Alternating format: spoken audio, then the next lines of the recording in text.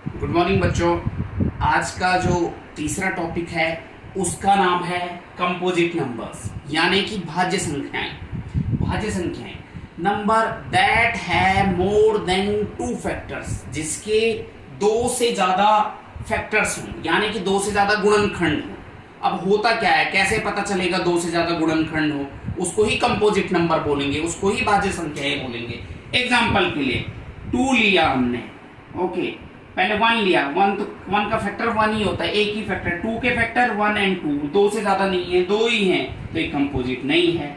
3 लिया, ये 1 की टेबल में भी आता है, 3 की टेबल में भी आता है, केवल दो ही फैक्टर हैं, तो ये भी नहीं होगा, दो से ज्यादा होने चाहिए कंपोजिट के लिए। 4 है, ये 1 की टेबल में भी आता है, 2 की टेबल में भी आता है और 4 की टेबल में भी आता है, तो इसके दो से ज्यादा 3 फैक्टर हो गए। So this is composite number. क्या 5 कंपोजिट नंबर है? नहीं, केवल 1 एंड 5 की टेबल में आता है, नहीं होगा।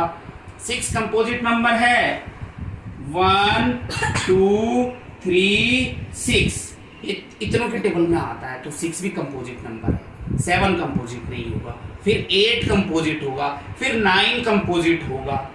तो याद रखना, this is known as composite number. आपकी अगर कोई भी क्वेरी इससे रिलेटेड है तो आप कमेंट बॉक्स में कमेंट करिए और I will revert to you with the answers.